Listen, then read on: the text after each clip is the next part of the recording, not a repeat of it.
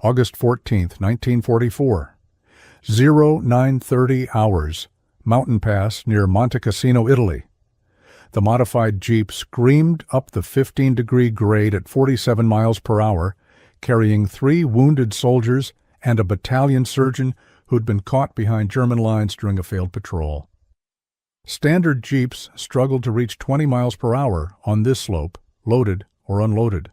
But Technical Sergeant Frankie Castellano's Jeep, powered by an engine that every officer and mechanic in the motor pool had mocked for 3 months, was achieving speeds that shouldn't have been possible.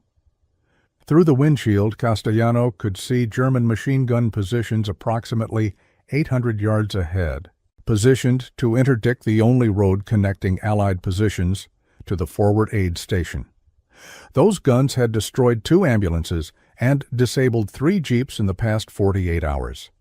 Every vehicle attempting this run moved at crawling speeds due to the grade, making them perfect targets for German gunners who'd ranged every inch of the road. But Castellano's engine, cobbled together from salvaged parts, improvised modifications, and engineering that formerly trained mechanics had declared impossible, was producing approximately 200 horsepower from components designed for 60. The Go Devil 4-cylinder engine, standard equipment in every Willys MB Jeep, had been transformed through modifications that violated every Army technical manual and manufacturer specification. The acceleration was brutal. The surgeon, Captain Robert Morrison, braced himself against the dashboard as the Jeep's speed increased to 53 miles per hour. "This is insane," Morrison shouted over the engine's roar. "Jeeps don't go this fast." Castellano, hands locked on the steering wheel as the vehicle vibrated with power it was never designed to handle, grinned. "This one does, sir. Hold on." At 0932, German machine guns opened fire. Tracer rounds arced toward the Jeep, aimed where standard vehicles would have been if they'd started from the same position seconds earlier. But Castellano's engine had carried them 200 yards beyond predicted position. The bullets struck empty road behind them. Castellano pushed the throttle to maximum. The modified engine, screaming at RPMs that should have destroyed it, responded with more power, 60 miles per hour on a 15-degree grade, loaded with 5 men and medical supplies. The engineering was impossible. The mathematics didn't work, but the Jeep, powered by engine that had been mocked as garage scrap, welded together by amateur, was outrunning machine gun fire through performance that no factory-built vehicle could match. They reached the aid station at 0934, having covered 3 miles of mountain road under fire in 4 minutes. Captain Morrison climbed out on shaking legs, turned to Castellano, and said the words that would transform mockery into legend. "I don't know what you built into that engine, but it just saved 5 lives, including mine. Whatever they've been saying about your homemade modifications, they're wrong. This is the fastest, most powerful Jeep I've ever seen." The journey to this Italian mountain pass and the engine that shouldn't exist began 28 years earlier in Brooklyn, New York. Frank Castellano was born in 1916 to Italian immigrant parents who operated a small automotive repair shop in a working-class neighborhood. His father, Giuseppe Castellano, was self-taught mechanic who'd learned his trade through necessity, maintaining vehicles for customers who couldn't afford dealership prices. Growing up in Depression-era Brooklyn meant understanding that survival required making old things work better. Young Frank spent his childhood in his father's garage, watching repairs, learning improvisation, understanding that engineering books described ideal conditions while real mechanics dealt with broken reality. By age 12, Frank could rebuild carburetors. By 15, he was modifying engines to extract performance that manufacturers claimed was impossible. The Castellano approach to mechanics was fundamentally different from formal engineering. Giuseppe taught his son that manufacturer specifications were conservative estimates, designed for liability protection, not actual performance limits. Every engine could produce more power if you understood its true constraints rather than published ones. Every vehicle could perform better if you stopped accepting manufacturer limits and started exploring actual possibilities. By age 18, Frank had built local reputation as the Brooklyn kid who could make anything go faster. He modified delivery trucks to carry more load, souped up taxi engines to consume less fuel, rebuilt police vehicles to achieve speeds the department didn't know were possible. His modifications violated every manufacturer, warranty, and technical specification. They also worked better than factory equipment. Giuseppe's lesson was simple. Engineers design for average conditions. Lawyers set conservative limits. Manufacturers prioritize cost over performance. But if you understand what components actually can handle, rather than what paperwork says they should handle, you can build things that shouldn't exist, but work better than things that should. Frank Castellano was drafted in January 1942, weeks after Pearl Harbor. His induction papers listed his occupation as automotive mechanic, which made him valuable asset for Army motor transport. He was assigned to motor pool duty after basic training, maintaining the vehicles that kept armies mobile. The assignment should have been routine. Army vehicles were designed for durability and ease of maintenance, not performance. Jeeps, trucks, half-tracks, all were engineered for reliability under harsh conditions with minimal skilled maintenance. Performance was secondary to survival. Frank's modification instincts, honed making Brooklyn vehicles go faster, seemed irrelevant to military requirements, but Frank saw opportunity where others saw limitations. Army vehicles were over-engineered for durability, meaning they had safety margins that could be exploited for performance. The Go Devil engine in Willys Jeeps was rated at 60 horsepower, but that rating was conservative estimate. The actual components could handle significantly more stress if properly modified. Frank began experimenting. Small modifications at first, nothing that would attract attention. Carburetor adjustments that increased fuel flow, timing changes that optimized combustion, port polishing that reduced internal friction. Each modification extracted slightly more performance while maintaining reliability. The improvements were modest, perhaps 5 to 8 horsepower gains, but they demonstrated that factory specifications were starting points rather than absolute limits. By summer 1942, Frank's modifications had attracted notice from motor pool sergeants who recognized that his vehicles performed better than standard equipment. Master Sergeant Harold Wilson, motor pool commander at Fort Benning, Georgia, pulled Frank aside after one particularly impressive demonstration. "You've made this Jeep faster than it should be." "How?" Frank shrugged. "Factory specs are conservative. If you understand what the parts can actually handle and optimize everything, you can get more power." Sergeant Wilson considered this. "Can you do it without breaking things?" Frank nodded. If done right, modifications improve reliability by reducing strain on components operating below optimized performance. Wilson made decision. "You're now assigned to vehicle modification duties. Make our equipment better. Just don't break anything expensive." This authorization, informal and unauthorized by higher command, gave Frank freedom to experiment. He began systematic modification program, documenting what worked and what failed. He learned through trial and error that Army vehicles had enormous untapped potential if you were willing to void warranties and ignore technical manuals. Frank deployed to North Africa in November 1942 with Motor Transport Company supporting Operation Torch. The harsh desert environment tested vehicles beyond design specifications. Sand infiltrated everything, heat stressed engines, rough terrain broke suspensions, standard vehicles failed regularly, Frank's modified vehicles kept running. The North Africa experience taught Frank critical lessons about military vehicle requirements. Performance mattered less than reliability under extreme conditions. Modifications that increased power but decreased durability were worthless. But modifications that increased power while maintaining or improving durability were invaluable.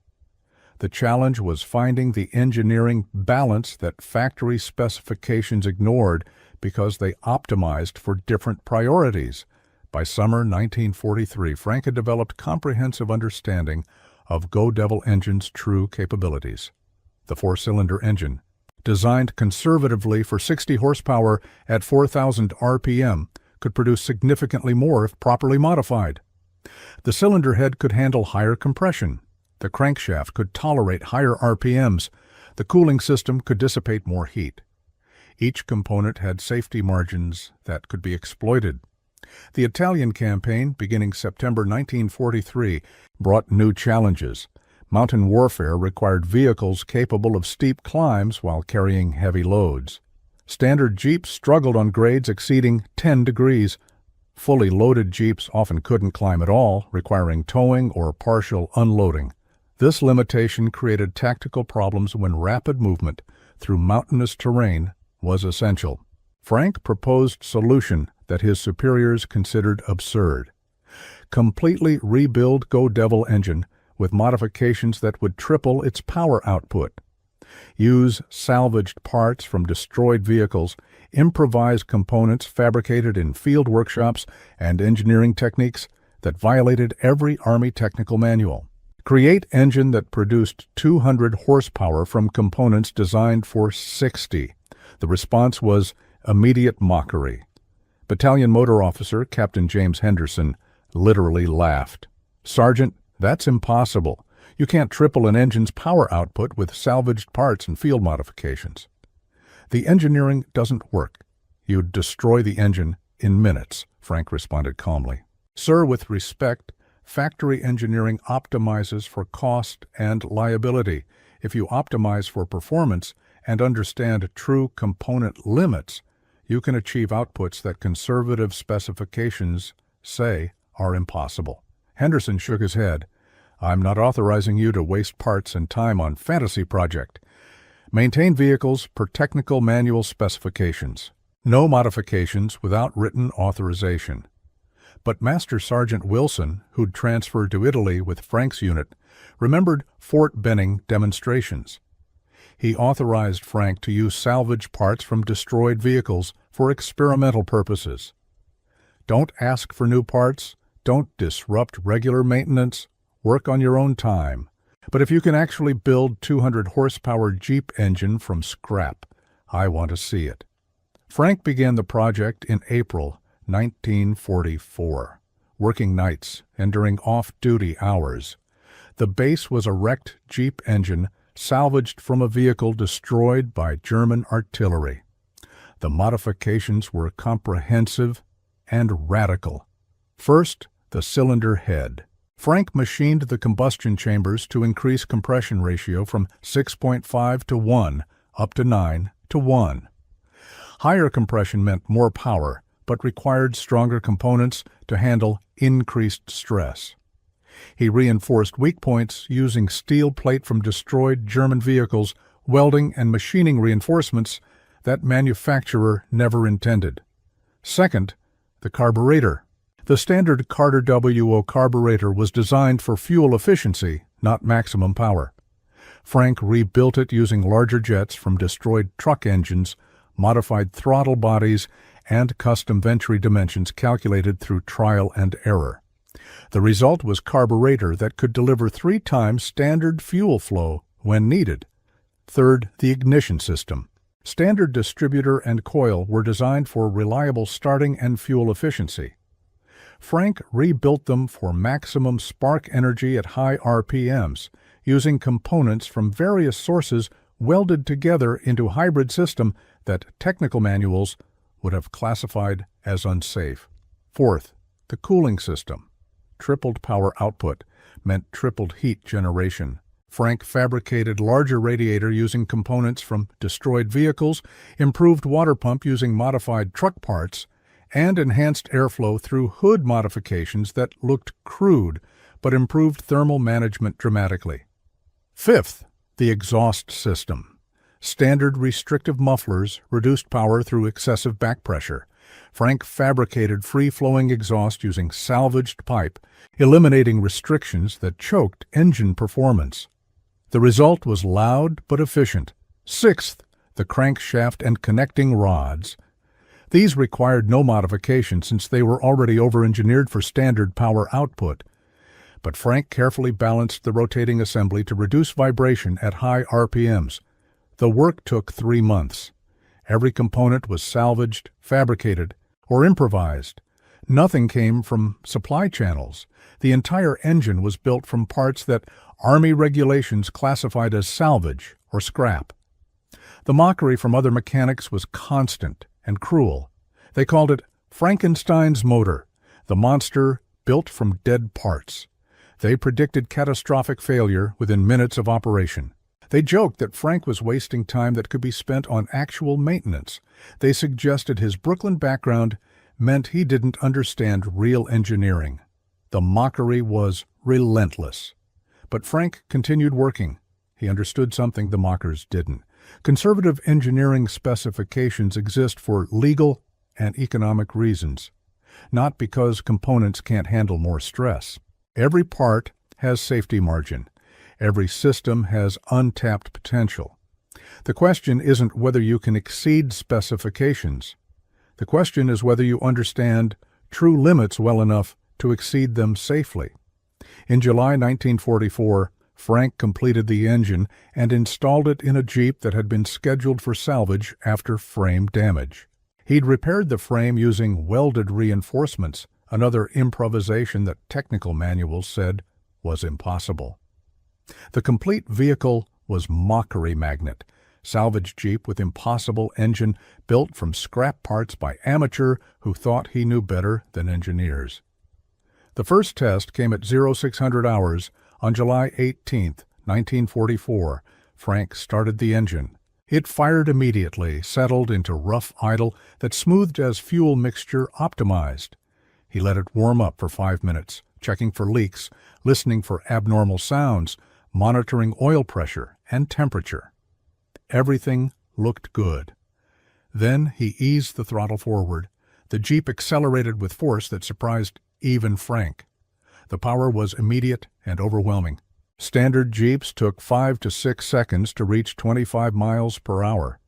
Frank's Jeep hit 25 in under 3 seconds. At 15 seconds, it had reached 45 miles per hour on flat ground. Top speed on test track, 67 miles per hour, more than double Standard Jeep's 30-mile-per-hour maximum. Master Sergeant Wilson witnessed the test. Holy hell, Castellano. You actually did it. That thing moves like sports car? How much power? Frank had calculated approximate output based on performance. Around 190 to 210 horsepower, Sergeant. Maybe more. I won't know exactly without dynamometer testing, but acceleration and top speed suggest we're in that range. Wilson nodded slowly. This needs to go up the chain. They need to see this. But within the battalion, word spread rapidly about the impossible engine that actually worked. The mockery began shifting toward grudging respect, though many remained skeptical until they witnessed performance personally. Captain Henderson remained dismissive. Fast on test track doesn't mean useful in combat. Jeeps aren't race cars. They're utility vehicles. That engine will fail under stress. Mark my words, Sergeant Castellano's Garage Special will break down at the worst possible moment. The combat test came 2 weeks later. The August 14th medical evacuation run up the Monte Cassino Pass, described at the opening, provided perfect demonstration of the engine's tactical value.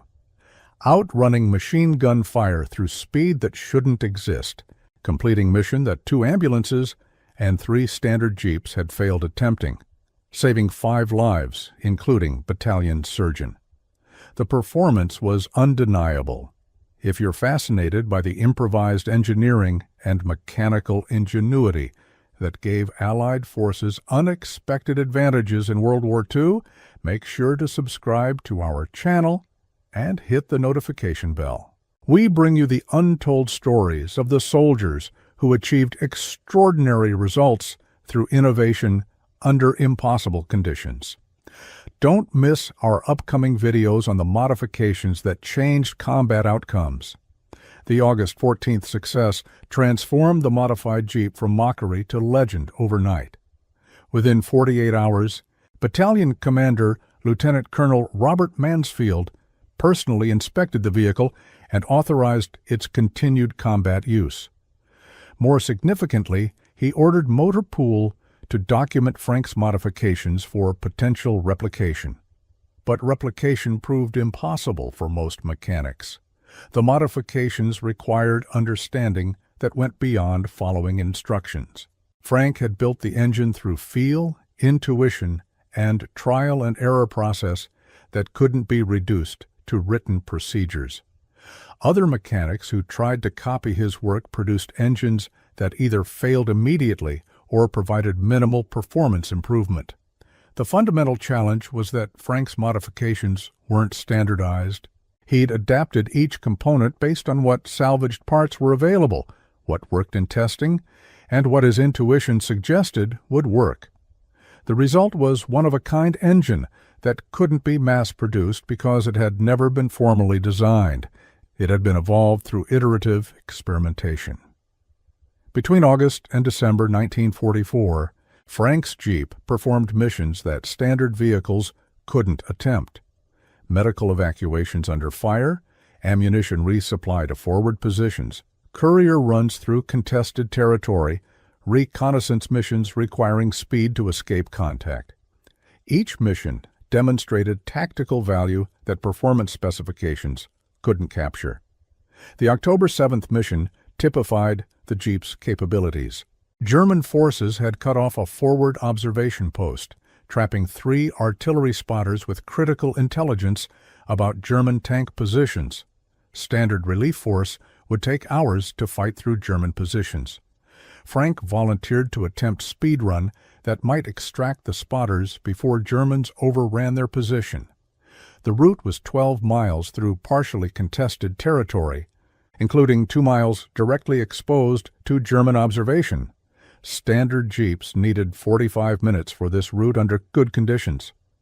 Frank completed it in 19 minutes, achieving speeds approaching 70 miles per hour on straightaways and maintaining 30-plus miles per hour on rough terrain where standard Jeeps struggled to reach 15. The extraction succeeded. 3 spotters recovered, with intelligence that enabled devastating artillery strike against German armor. The mission report noted, Technical Sergeant Castellanos' modified vehicle provided capability that enabled mission success that would have been impossible with standard equipment. The vehicle's extraordinary performance under combat conditions validates experimental modifications despite technical manual violations. But success brought new problems.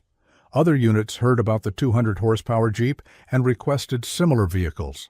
Motor Transport Command wanted Frank to document modifications for wider implementation. Engineering officers wanted technical specifications that didn't exist because Frank had never created formal documentation. Frank's attempt to explain his modifications to engineering officers revealed the disconnect between formal engineering and practical improvisation. You increased compression ratio to 9:1, one engineer noted. That requires higher octane fuel than Army supplies. How are you preventing detonation? Frank shrugged. I advanced timing slightly, enriched mixture at high load, and the engine just handles it. I don't know why it doesn't detonate. It just doesn't. The engineer was frustrated. That's not engineering. That's guesswork. Frank responded calmly. Sir, with respect, formal engineering optimizes designs before building. Field engineering builds, tests, and optimizes through iteration. Your approach is better for mass production. Mine is better for one-off solutions to immediate problems. Both are engineering, just different methodologies. This philosophical difference between formal design engineering and iterative field engineering explained why Frank's modifications couldn't be easily replicated.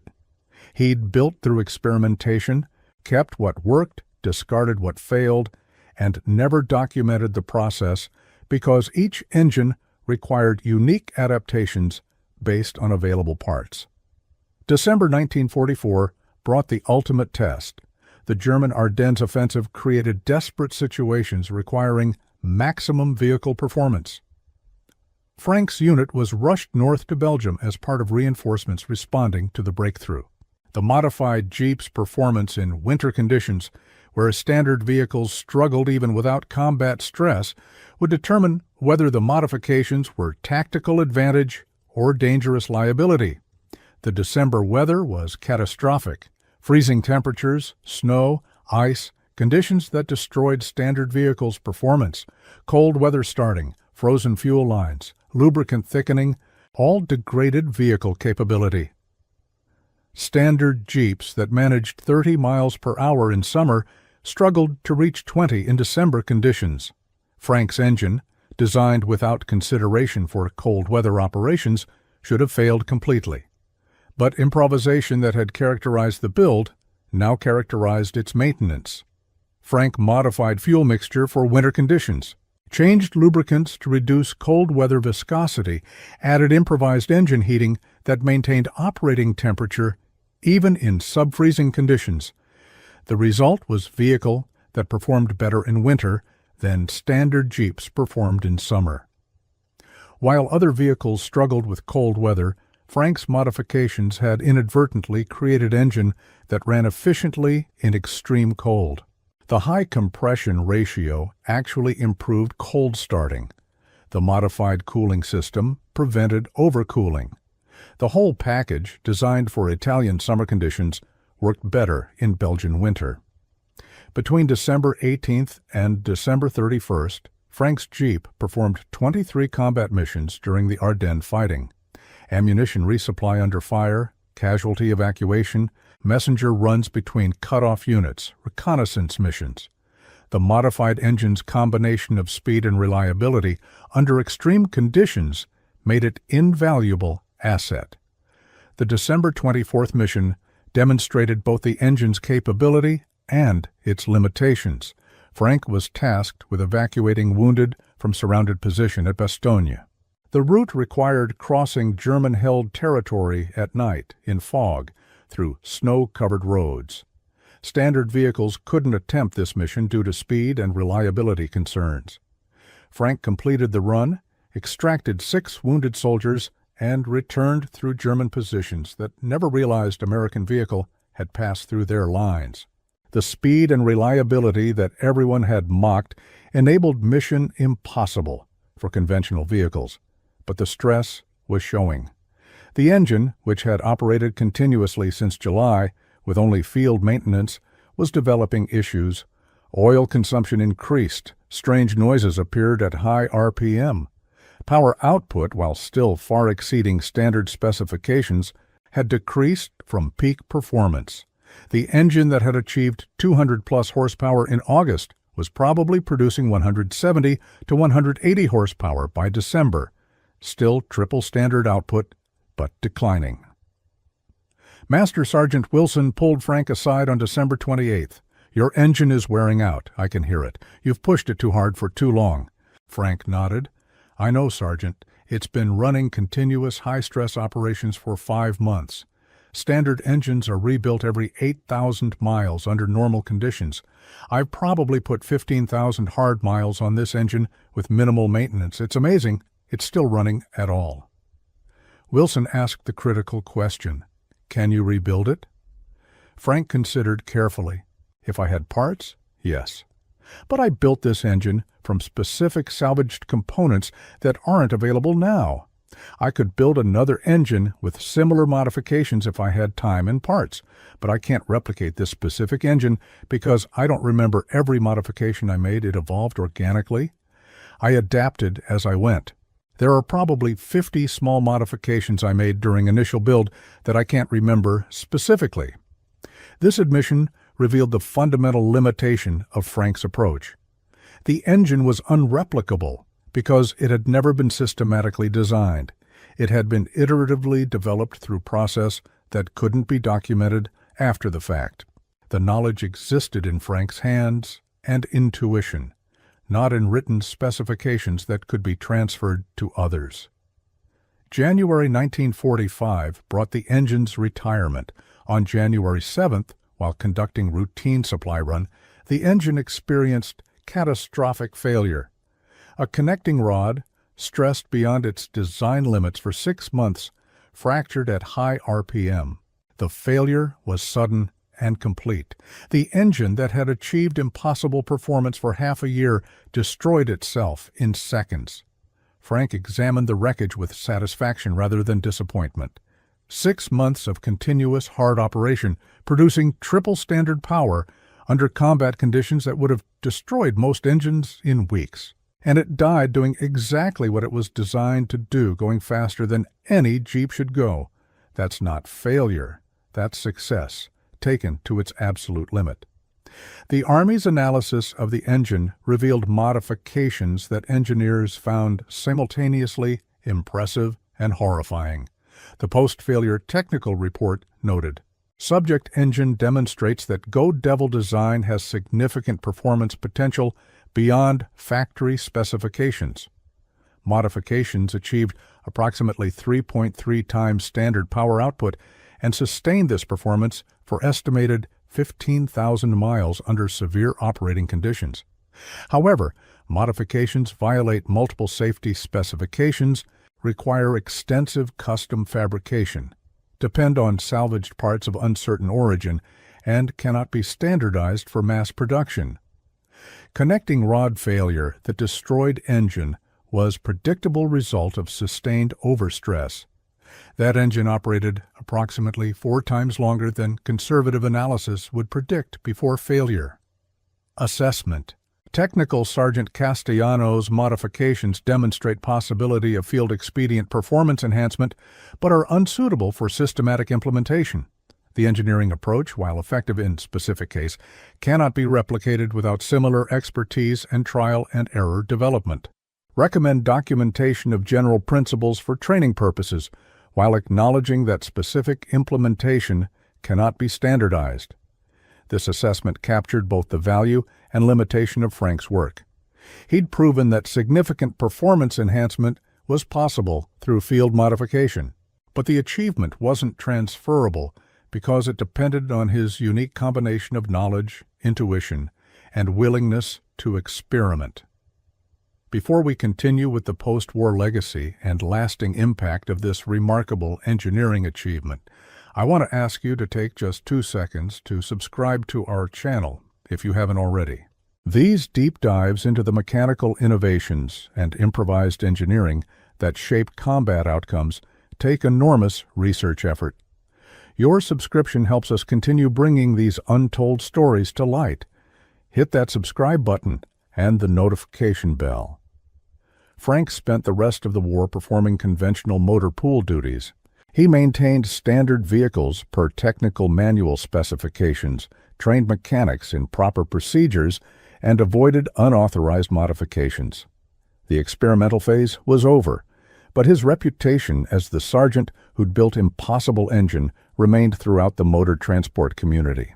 Other mechanics who'd mocked the project in April 1944 now sought Frank's advice on their own modification ideas. But Frank discouraged most of them. What I did worked because I understood the specific components I was modifying, and I tested everything thoroughly. You can't just copy modifications without understanding why they work. That's how you get catastrophic failures instead of performance improvements. This wisdom, recognizing that successful modification requires deep understanding rather than simple replication, was perhaps Frank's most important contribution. Engineering isn't following instructions. It's understanding principles deeply enough to adapt them to specific situations.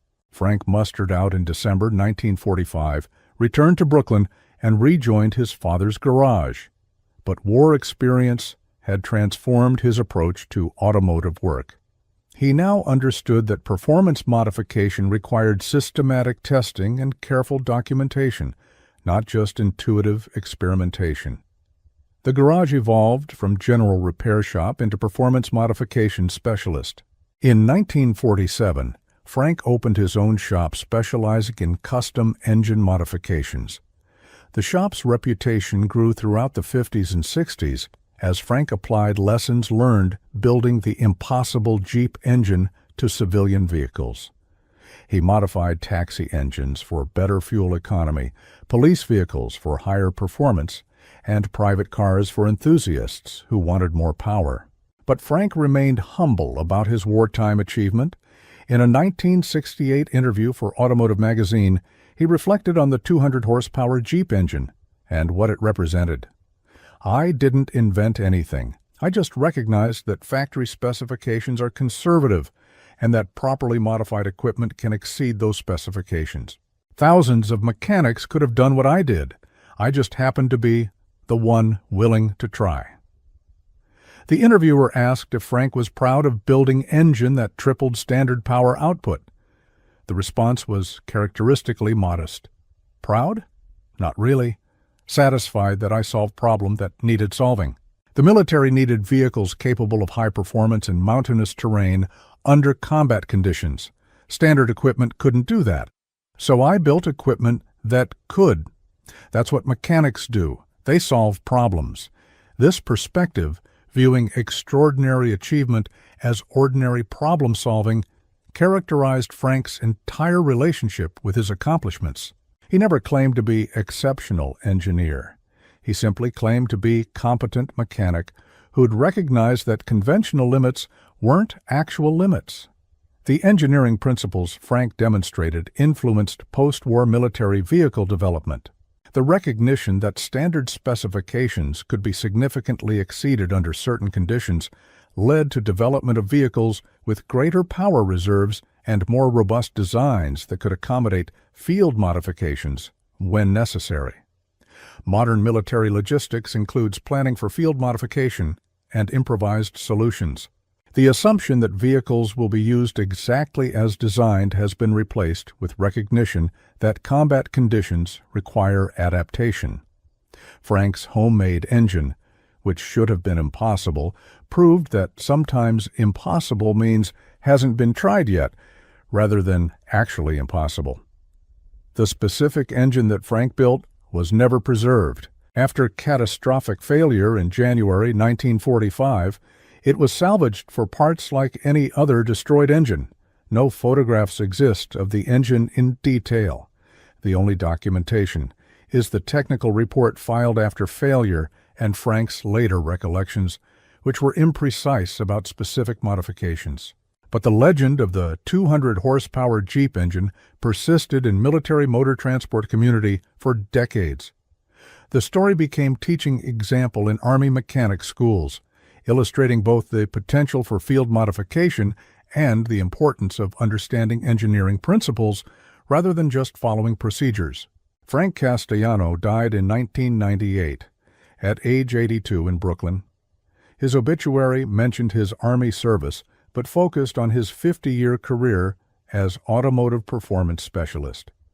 His custom shop, still operating under his son's management, had become institution among New York automotive enthusiasts. Among Frank's papers, family discovered a notebook from 1944 containing rough sketches and notes about the Jeep engine modifications. The notes weren't comprehensive engineering documentation, just memory aids and calculation scribbles.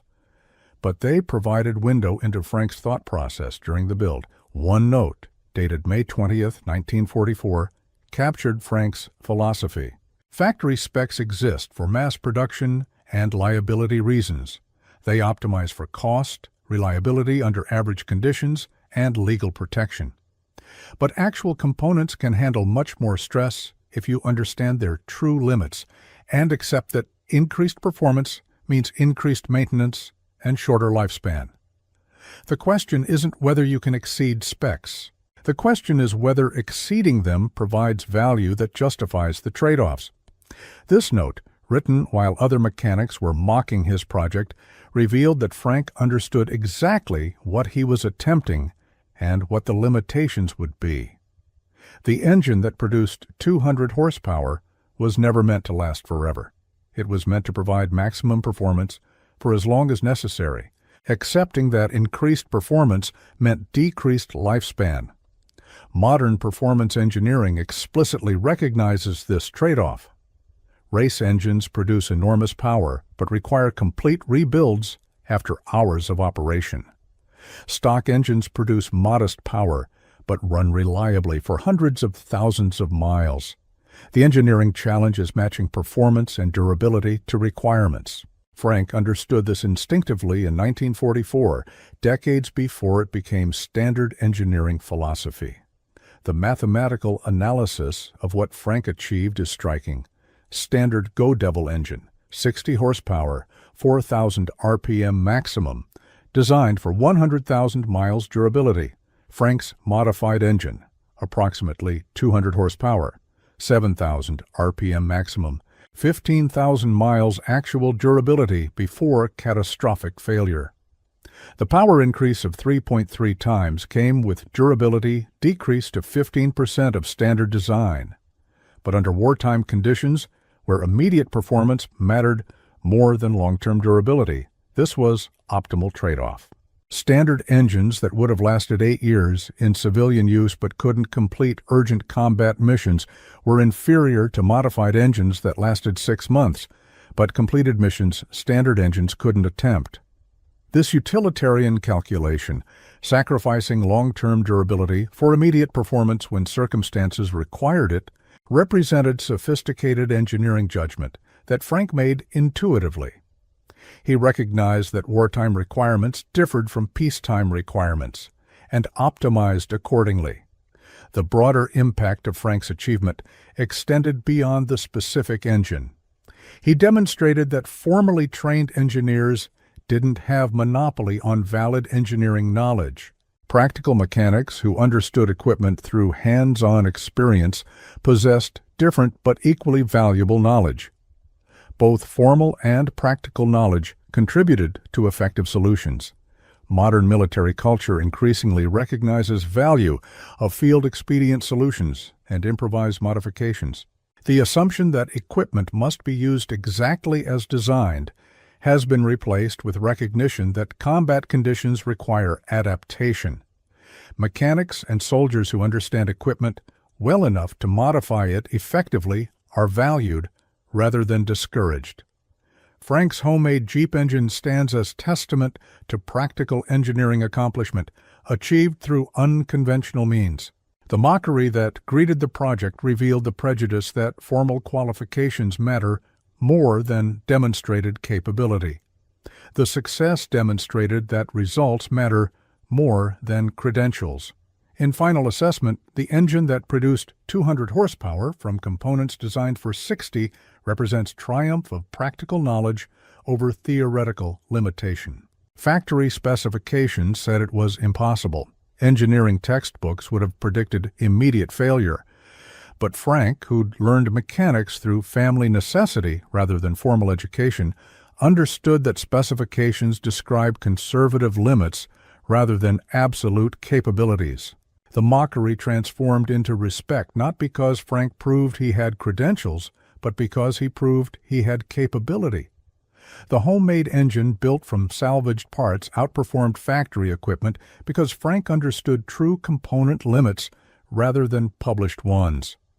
The Brooklyn mechanic, who formal engineers dismissed, achieved what formal engineering said couldn't be done. 190 to 210 horsepower from 60 horsepower engine, 15,000 hard miles under combat conditions, 6 months of continuous high-stress operation, multiple missions completed that standard equipment couldn't attempt. 5 lives saved on August 14th during medical evacuation that 2 ambulances had failed attempting. These were the results that mattered. The engine that everyone mocked became the engine that everyone wanted to replicate but couldn't. Not because the modifications were secret, but because they required understanding that couldn't be reduced to written instructions. Frank's knowledge lived in his hands, his intuition, his willingness to try what others said was impossible. That's the complete story of how they mocked his homemade Jeep engine until it made 200 horsepower and changed how the Army thought about vehicle modification and field engineering. Not through formal design or authorized procedures, but through practical knowledge, iterative experimentation, and willingness to challenge assumptions about what was possible. The mechanic they dismissed as amateur proved that sometimes the best engineers are those who never learned that certain things are impossible. The salvaged parts they said were garbage became components of engine that performed 3 times better than factory equipment. The modifications they predicted would fail immediately ran successfully for 6 months, under conditions that destroyed standard engines in weeks. Frank Castellano built impossible engine because he didn't know it was impossible, or rather, he knew that impossible, according to specifications, didn't mean actually impossible. It meant requires understanding beyond what specifications assume. And Frank possessed that understanding through experience that formal education didn't provide. The 200-horsepower Jeep engine that shouldn't have existed but saved lives completed impossible missions and demonstrated that innovation comes from unexpected sources. The homemade modifications that violated every technical manual but worked better than authorized equipment. The Brooklyn mechanic who proved that sometimes the best qualification isn't formal degree, but practical knowledge and willingness to question whether specifications describe limits or just starting points. That's the legacy, that's the lesson. And that's why the engine that everyone mocked became the engine that everyone remembered, as proof that extraordinary performance comes from refusing to accept ordinary limitations.